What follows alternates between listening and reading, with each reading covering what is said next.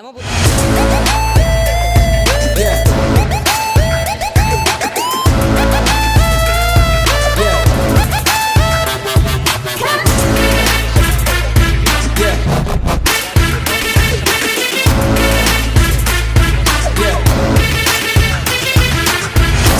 और हम वार्ता करेंगे और मिशन के बारे में कुछ।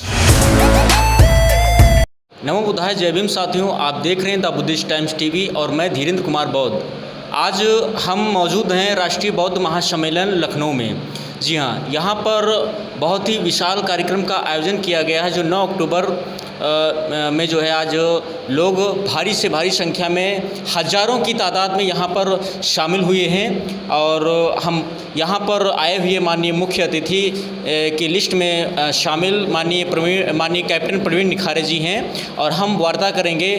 जो दी बुद्धिस्ट सोसाइटी ऑफ इंडिया के इंटरनेशनल ट्रस्टी भी हैं। जी हाँ, हम बात करने वाले हैं माननीय जी से। स्वागत है सर आपका हमारे the Buddhist times TV channel पर। धन्यवाद देता हूँ बुद्धिस्ट टाइम टीवी को। आपके माध्यम से हम भारतीय बौद्ध महासभा यानी दी बुद्धिस्ट सोसाइटी ऑफ इंडिया जो बोधिसत्व डॉक्टर बाबा साहब अम्बेडकर ने खुद अपने हाथों से बनाई, जिस संस्था के माध्यम से 14 अक्टूबर 1956 में परम पूज्य बोधिसत्व डॉक्टर बाबा साहब अम्बेडकर ने लाखों लोगों के साथ में बौद्ध धर्म की दीक्षा ली थी। बाबा साहब की उस धम्म क्रांति को आगे बढ़ाते हुए आज 66 साल हुए हैं। उसी उपलक्ष्य में ये कार्यक्रम आयोजित किया गया है जिसमें बाबा साहब अम्बेडकर और तथागत को मानने वाले कई संगठनाएं एक साथ मिलके हम लोगों ने एक कार्यक्रम आयोजित किया है ताकि बौद्ध धर्म की विरासत को लोग समझें और जो हमारे पुरखों का जो धम्म था उस धम्म में हम लोग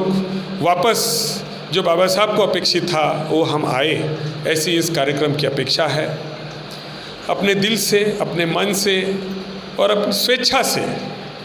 ना किसी को जोर जबरदस्ती करके, जो अपने मन में चाहता है। जैसे बाबा साहब अम्बेडकर कहा करते थे कि मैं उस धर्म को पसंद करता हूँ जिसमें बंधुता, स्वतंत्रता, एकता, समानता की बात हो। और उस रूप में बाबा साहब अम्बेडकर जी ने बौद्ध धर्म को चुना और उसी विरासत को आगे उनके ही द्वारा स्थापित की हुई बुद्धिस्ट सोसाइटी ऑफ इंडिया इस कार्यक्रम का आयोजन हुआ है। और हम भविष्य में देख रहे हैं कि जैसे बाबा साहब अम्बेडकर चाहते थे कि पूरे देश में बौद्ध धर्म जो भारत में ही जन्मा, आज दुनिया के कई देशों में, जापान से लेके श्रीलंका, इंडोनेशिया, थाईलैंड, जो आज बौद्ध धर्म स्वीकार करने के बाद आज विकसित राष्ट्र के रूप में आज खड़ा है। जापान एक उदाहरण है कि जो आज बौद्ध राष्ट्र होने के साथ आज आर्थिक रूप से भी इतना मजबूत हुआ है कि भारत को वो बुलेट ट्रेन देने के साथ साथ उसके लिए वो फाइनेंस भी दे रहा है। तो एक ऐसा उदाहरण बाबा साहब देखते थे कि भारत भी एक बौद्धमय राष्ट्र बने, जहाँ तक कि आर्थिक रूप से जापान जैसी देश के साथ तरह वो भी एक जरा आगे बढ़े। उसी तरह बाबा साहब चाहते थे कि जाति विरहित समाज, जिस तरह बौद्ध धर्म में जाति को कोई जगह नहीं है, भारत का समाज कई जातियों उपजातियों में बटा है। बाबा साहब चाहते थे कि हम इस जाति उपजातियों से निकल के सिर्फ मानवता ही एक ऐसी जाति हो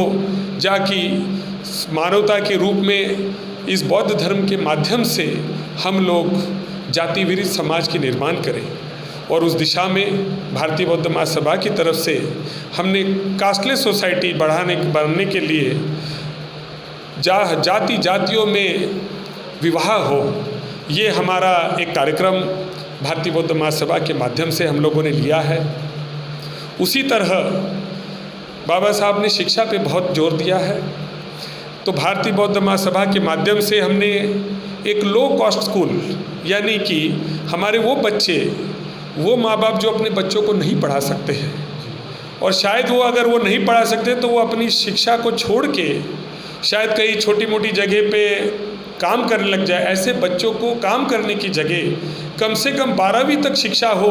इस लिए हम लोगों ने लो कॉस्ट स्कूल, जहाँ पे बीदर से हमने शुरुआत की है। कर्नाटक राज्य में एक बीदर एक ज़िला है जहाँ पे भालकी नाम की तहसील में हमारा ये लो कॉस्ट स्कूल शुरू हुआ है। उसी तरह हमारे साथ में बाबा साहब और तथागत को मानने वाली कई संस्थाएँ हैं, जैसे डॉक्टर अंबेडकर मिशन जो जालंधर में और वर्धा ज़िले, महाराष्ट्र के वर्धा ज़िले के पुलगांव में उन्होंने एक ऐसी स्कूल शुरू की है जहां बुद्ध वंदना के साथ में सुबह की प्रार्थना शुरू होती है और जय भीम के साथ बच्चे लोग अपने टीचर को विश करते हैं। और हमारे जहां पे एक रेगुलर करिकुलम के साथ में बाबा साहब, तथागत और हमारे महापुरुषों की संघर्ष में कहानी बच्चों को बताई जाती है, जाकि आने वाली पीढ़ी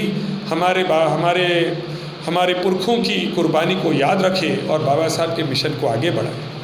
उसी तरह भारतीय बौद्ध महासभा का एक और उद्देश्य रहा है कि जितने भी विहार भारत देश में हैं, वो विहारों को जोड़ने का कार्य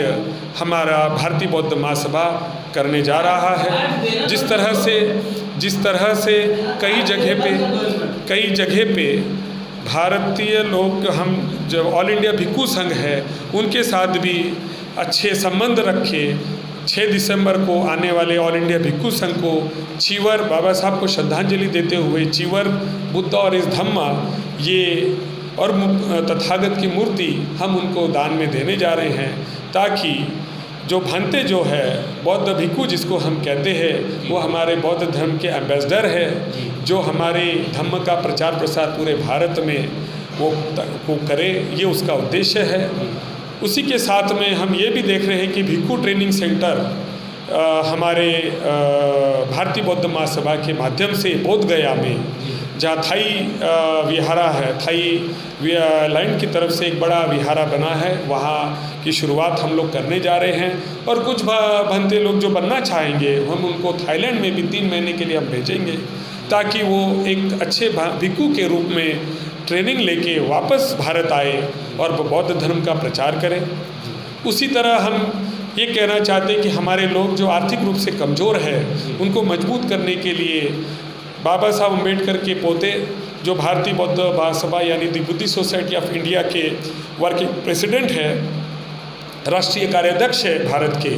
उनके नेतृत्व में हमने लॉर्ड बुद्धा बैंक की भी शुरुआत की है, जिसका RBI के माध्यम से जो प्रोसीजर है वो लेना चालू है। और जल्द ही जैसी परमिशन मिलेगी तो हमारे जो छोटे छोटे जो बिजनेसमैन हैं, उनको 50,000 1 लाख तक के लोन देके वो अपना बिजनेस शुरू कर सके और अपने पैरों पे खड़े हो, और उसके साथ साथ वो बौद्ध धर्म के प्रचार में अपना हाथ बटाए, ये हमारा उद्देश्य है। उसी के साथ हम ये भी कहना चाहते हैं कि हमारे जो विहार है, जहाँ जहाँ विहार बने हैं लेकिन बुद्ध मूर्ति नहीं है, भारतीय बौद्ध महासभा के द्वारा माध्यम से उनको नाम मात्र शुल्क पे तथागत की मूर्ति दी जाएगी, ताकि हमारे वो विहार में धम्म का प्रचार प्रसार का वो केंद्र बने और वो उसकी जल्द से जल्द शुरुआत हो। इसका पूरे Bharatiya Bauddha Mahasabha the Buddhist society of India Bharat के 24 राज्यों में कार्यरत है। बाबा साहब अम्बेडकर के पुत्र यानी सूर्य पुत्र भैया साहब अम्बेडकर जी ने